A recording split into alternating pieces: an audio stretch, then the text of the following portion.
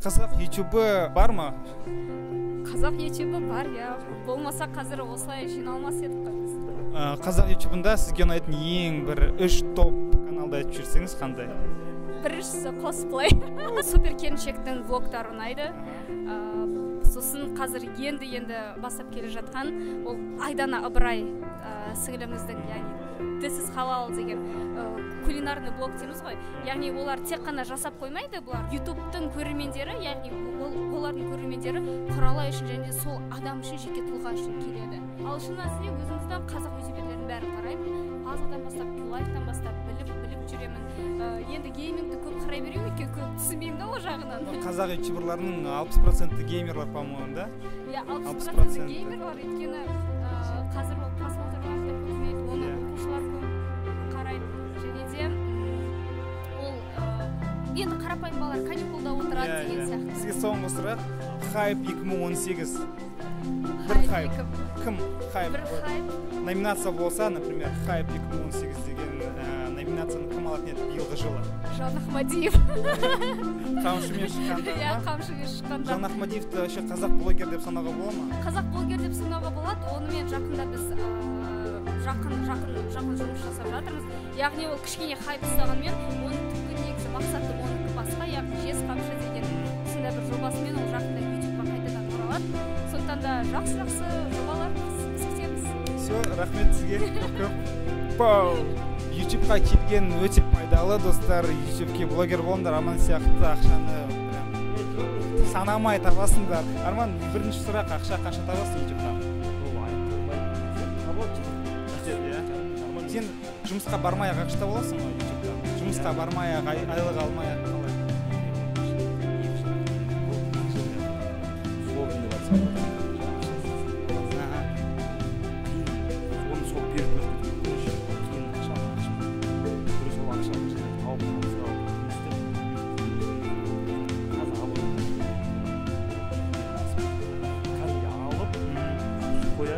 Ол ойыншыға сотқа түсіріп жай шығараса ол андай ғой, мен кейбір спортсменмін ғой негізі толықтай, просто ұяламын да өзім өйтіп айтуға өзім.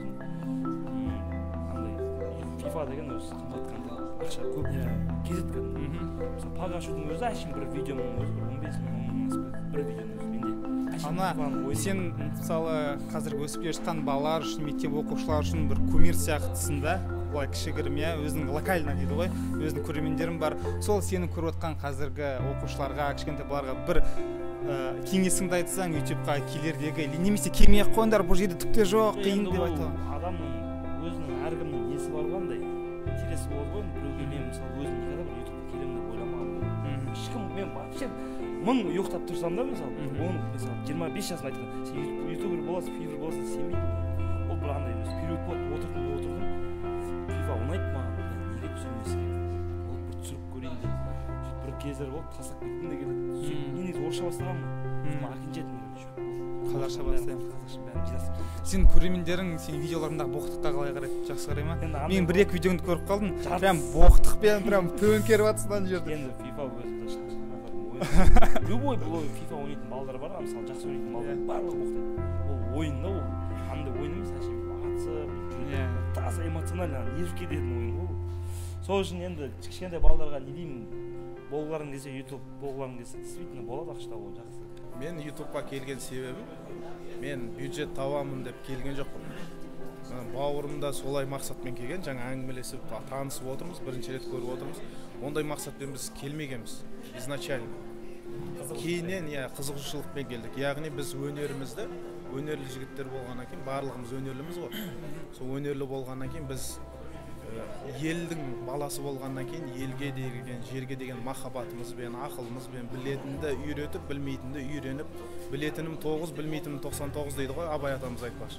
Сол секілді мысалы үйрететініміз жастарға үйретіп жатыр. Пранктар шықпай кетті, көп болды. Мен басында қарап жүрдік, шығып жүрді, содан кейін біраз болды, пранктар шыққан жоқ. Пранктар қайда? Қазір қыс па, тоңып жүрсің ба? Жоқ, дәл қазір мен командада бір өзім алдым, енді операторлар барлығы да болады. Қазір енді операторым да жоқ, тек жалғыз өзім. Егер оператор тауып жатсам, құдай қаласа түсіремін. Пранктар идеялар бар Қалаулымға пранкпен барсаң қалай? Ондай ойда бар ма? Ондай нәрсені жарнама жасамаймын. андай кийимдер кийип бомба деп пранк сол пранкке де қатысым негізі. Өйткені мұсылман дін жаман жағынан көрсетеді. жаман жағы қалауымға қарсысың да? Жаңағы жаңағыдай киім ол бомба деп бомба дейтіндерге ма? сондай пранктар көп келеді. Мен де қараймын. Егер жақсы болса түсіруге болады. Зиян жағы тиіп кететін болса, ол түсірмек болған дұрыс. біз ана түсірер кезде осы бауырыма келсек біз түсірер кезде видео бумеранг сияқты ойланамыз ғой, яғни екі ұшы бар. Біріншісі пайдалы болады, екіншісі пайдасыз болып қалады. Соны барынша пайдалы етуге тырысатынбыз да.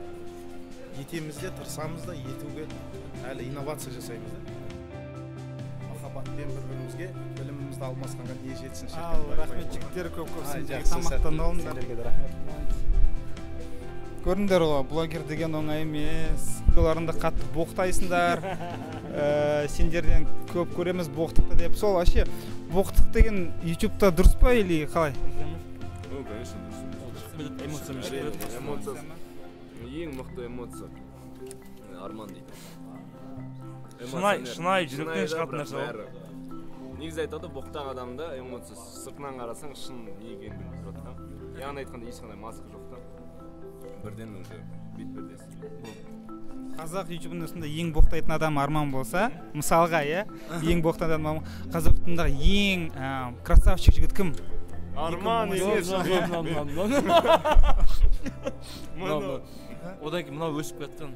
О, красавчик, мен көрдім бір-екі блогында да, сосын тағы да бір-екі влог. Сендер влог түсіресіңдер ғой, иә?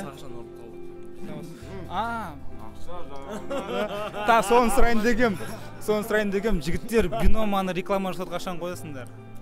Нарасы болған бинома? Таңғы площадка емес бинома? Бола ма? Жоқ, YouTube жауып атқан жоқ па? Мысалы, мен не істеймін YouTube? Бинома торговый площадка, бинома болады, Одинэксбекс болмайды? Қанша төлейді олар? Мысалы, сені ақша көп табады дейді, мысалға, айына қанша табасың YouTube-тан? Ана күн $1 миллион ма? $1 миллион істеп қояды. $1 миллион? Ой, $1 миллион істейді. Командамен жұмыс істейсіңдер ма? Тағы да YouTube-дағы, мысалы, Россияда, Ресейде YouTube деген ол үлкен конвейер да, например, 20 кісі бір блокпен жұмыс істеуі мүмкін. Сендерде қалай? Бізде қай кезеңде тұр? Жай кішкентай бала өстірі ма? Команда деп пазылдайды. Өлі 6 баған команда емес пе? Қумаш біз бір проектпен жұмыс жасамаймыз ғой. Қалай бір проект? Сен не түсіресің, мен не түсіремін. Мен сендерді түсіремін. Ойым ол. Қой проект. Сол кезде қара бұларды түсіреді мынау. Натур ми жоқ ма? Ана өшіріп монтаж кесіп алып тастаңдар ма? Миллер красавчик деп отыр. Мен ақымақ біләш. Проект қой істеп отыр 6 баған. Проект емес пе? Проект. Мен не деп айттым? Көрсетейін ма? Шако деген танисың ғой, иә? Шаконы танисыңдар ма? Жоқ, танисыңдар ма актерді? Мені қара. Шако кеше мені кездестіріп қалды да. Сен 6 баған мүшесі емессің бе? Мен басында ұялдым енді. Қара Шаконың өзіне айтты кеше. Қара. 6 баған сыйлай деп айтатын басында. Еще анан соңынан айтса кете берейін. Жоқ, бізде проект негізі. Проекттен біз бір команда. 6 бақанды проект не істеді ғой қазір? Командамыз ғой біз. Отбасы емеспіз ба, да? Ол проект, отбасы. Проект деймін, ол жүріп кететін адамдар дейді. Ба? Жоқ ма, натуры. Проект 6 бақанды. Проект деген, мыналарда да проект, достарым уже бастады бір бәлелерді. Қазақстанда YouTube деген ол бір адамның жай ғана бір адамның кейін. Айк деймізбіз ба біз? Несіндер енді? 6 бақан не жөй? Жігіттер өздері шешіп алсын, біз ары қарай жүрмек проект. Біздің негізгі мақсатымыз ол бірінші болу емес, біздің негізгі мақсатымыз ол дамыту. Жалпы қазақ тілін медиада дамыту, қазақ тілін блогосферада дамыту, қазақ блогерлерін дамыту. Бірінші болған кезде ең біріншісі ол жауапкершілік. Өйткені саған қарайды, саған сенен үлгі алады, сен тек зрительдерге емес, тек аудиторияға емес, артынан келе жатқан мысалы өте көп блогерлер, мысалы мектеп школьник блогерлер өте көп. Олардың көбі мысалы өткен жылы мектепті бітіріп, осы университеттерге осы жылы түсті, қалған бір жартысы мектептерде әлі оқып жүр. Мысалы блогер Айбек қазір ол қателеспесем 10-шы ма 11-ші класста оқиды, 11 оқиды. солар негізі осы Қазақстанның болашағы, соларға бір үлгі болып, соларға бір нені ориентир болуға өте біздің маңызды бір мақсаттарымыздың бірі. Екінші сұрақ, мына қазақ ютубында жаңа жігіттерді көріп барлығы жігіттер екен, 80%, иә, 80-90% жігіттер. Қыздар неге бізде түсірмейді, немесе Қазақстанда қыздарға блог түсіру ұят па, мамалар рұқсат бермей ма, бұған не себеп болуы мүмкін? Жоқ, бұл тек қана Қазақстанда емес, былай жалпы әлем бойынша да солай. Негізі Ресейде де, былай айтқанда оларда Ресейде Ресейде қыз блогерлер бар, бізге қарағанда көбірек, бірақ процент соотношениеға қараған кезде дәл біздегі сияқты ситуация болды. Олардың блогерлердің 90% жігіттер, ал 10% қыз келіншектер болады. Сол ондай жағдай тек бізде ғана емес. Просто былай айтқанда бізде қазір мысалы былай санағанда бір 60-70 мүмкін 80-90 блогерлер қазақта жігіттер, қалғандары 10 немесе 15-і олар қыздар. Қазір мысалы сенің көріп отқан қыздарға, мектеп оқитын қыздарға айтып жүрші, блогингқа келіңдер немесе келмеңдер, бұл жерде сендерге орын жоқ, бәрін мен алып алдым дейміз. Не айтар едің қыздарға? Қыздар аз бізде. Мен қыздарды көргім келеді, бұл жерде отырса, өздерінің жеке DIY жасап, немесе тоқуды, өруді етсе, көп қуанды.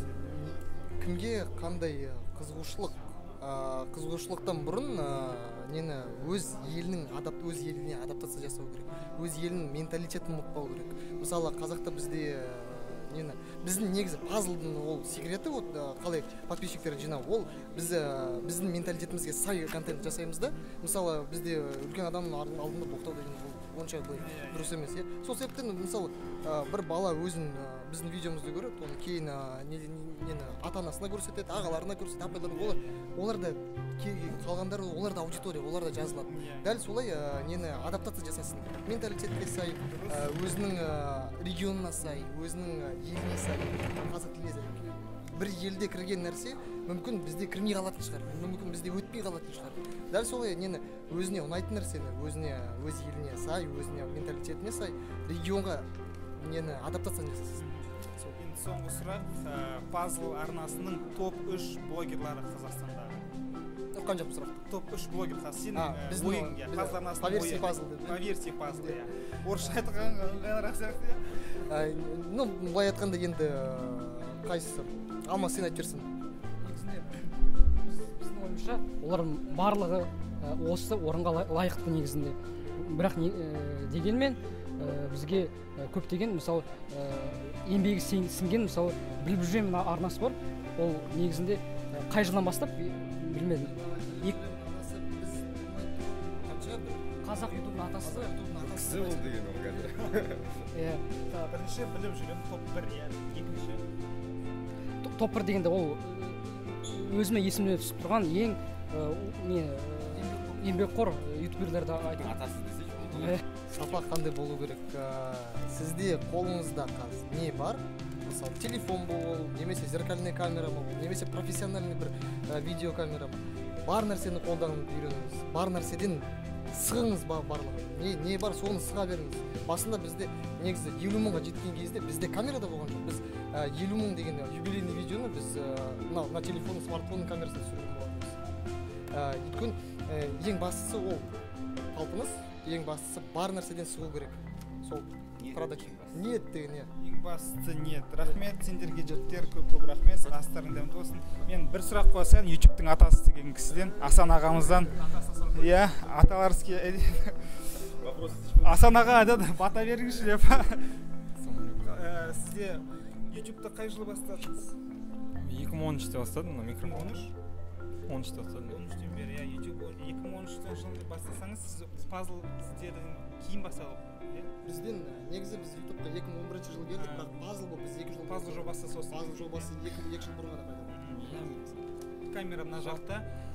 Мына сізді көріп отқан сіздің фанаттарыңызға, YouTube көретін оқушыларға, балаларға 3 кеңес айтсаңыз, YouTube-тың атасы ретінде кеңес, аталық кеңес қалай? Бірінші кеңесім енді ақша үшін жасамаңыздар, ең бастанда хобби ретінде көру керек, канал ашқанда өзіңіз сүйікті ретінде, ақша үшін керек емес. Екінші рет еңбектену керек. YouTube-та бүгін канал ашып, ертең ақша табу емес.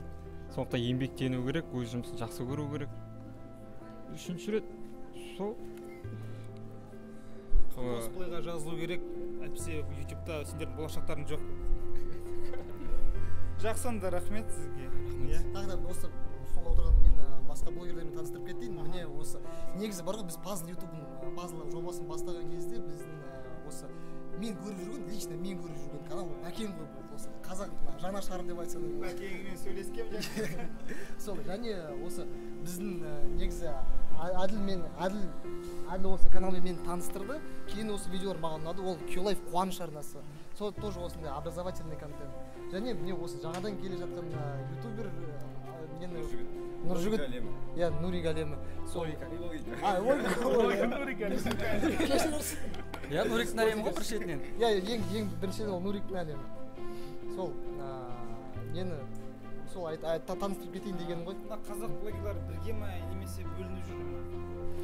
Жоқ, бізде бөліну деген ондай нәрсе жоқ. Біз үшін әрбір қазақ блогері, мейлі ол орыс тілінде жүргізсе де, мейлі қазақ тілінде жүргізсе де, біз әрқашан бірімізді қолдаймыз, бірімізге ешқашан қарсы шықпаймыз, бірімізді сыйлаймыз. Айтады ғой, қазақ әрқашанда бауырмашыл дейді. Міне сол бауырмашылдықты таныта отырып, біз бүгін осы неге жиынға келіп отырмыз. Негізгі себебіміз біздің келіп отырған ол біздің бауырмашылдығымыз. Ал енді ол кез келген мектепте де болады, кез келген жерде болады. Мысалға, бір кругта, ортада дейді ғой, қазақ тілінде ортада өзі бір-бірімен жақсы араласатын нелер болады ғой, тұлғалар, адамдар. Міне солардың арасында осы жақсы араласатын біз деп ойлаймыз. Ал бірақ жоқ, ондай жоқ, ондай емес. Бізде мысалға ВКонтактеде топ бар, оның ішінде геймерлер де бар, оның ішінде топерлер де бар, оның ішінде DIY түсіретін, мысалға Темірлан Болат сияқты, блогер Айбек сияқты блогерлер де бар. Ол топқа кіру үшін ешқандай ақша төлеудің керегі жоқ. Ең бастысы жоқ, ол топқа кіру үшін ешқандай ештеңе керек жоқ. Ең бастысы сіз қазақ тілді қаша керек. Оған мотивация мен ізденіс керек. Иә. Сосын шабыт керек. Сосын ұмтылу керек. Жоқ, көп ақша адамды байытпаған ешқашан. Яғни сондай түсінік бар. Ақша ол құрал. Яғни жаңа айтып жатыр ғой, біз 50 мың подписчикке дейін телефонмен барға базар жасадық. Көріне ме?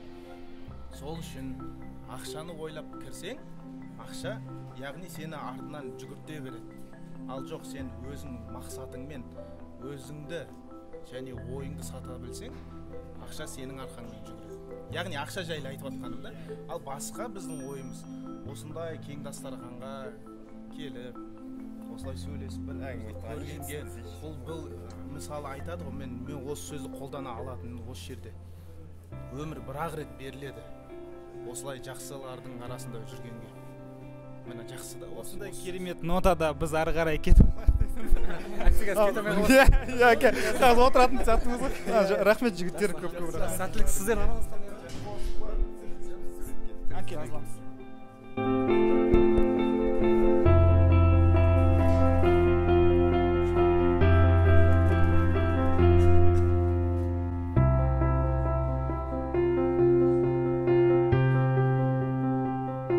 Все, жігіттер.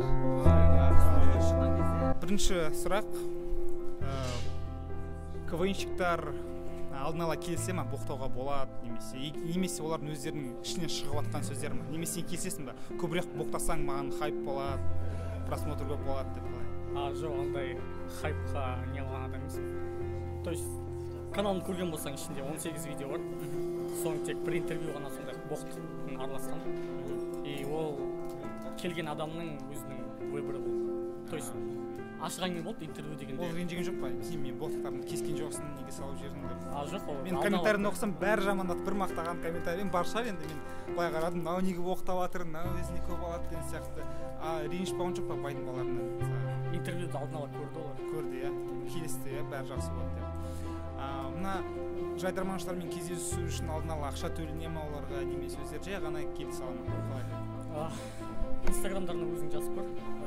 Әркімге әртүрлі айтады ғой енді. Әртүрлі. Кейбіреу ақша сұрауы мүмкін ба? Кейбіреулер Еркебұлан Мырзабек қанша сұрады? Менен сұраған жоқ. Сенен сұрауы мүмкін ба? Сен оның қалай туысқансың ба?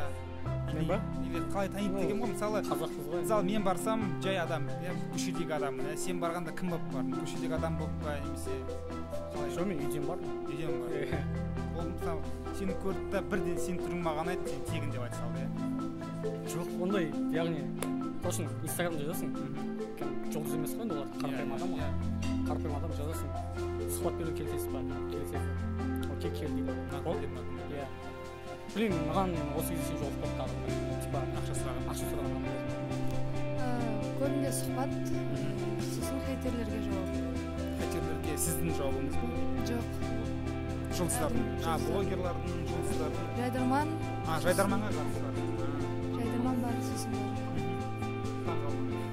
танымайды қаланың адамдары бар ішінде жайдарманның адамдары бар мейрамда көрген жоқпын неге қыздар аз неге 80% қыздар қалғандары 20-10% қана қыздар деді неге қыздар аз меніңше қыздар аз себебі көбінде ұялшақ болып келеді ғой бір жағынан сол себептен сіз ұялшақ емессіз ба мен негізі ұялшақпын негізі комментарийде ондай нәрсе көп бірақ мен өзіме ұнағаннан кейін өзіңізді жеңіп келіп отырсыз ба сондай ютубтан қалай солай десе де болады бірақ олай емес жаңа тағы да сұрадым базар арнасынан мысалы қыздарға арнап сіз өзіңіз қыздарға арнап бір жолдау жіберсеңіз месседж қыздарға ютубқа келіңдер немесе келмеңдер деп не ұсынасыз сізді көріп отқан мысалы кішкентай қыздарға мектеп оқитын қыздарға өйтіп қатты ештеңе айтпаймын негізі болашақтар алда барлық қыздардың ютуб арнасына келу ол міндетті емес себебі егер ислам несіне келетін болсақ ол негізі ол запрет ал былай өздері біледі немен айналысу керектігін егер бірақ қолдарынан келіп тұрса неге келмеске неге қаншама орысшада көп жобалар бар ағылшынша жобалар бар соларды қазақша контентке алып келуге болады негізі мысалы сұлулық жайлы немесе кулинария DIY иә сондай сияқты соны қазақша нұсқаларын жасауға болады негізі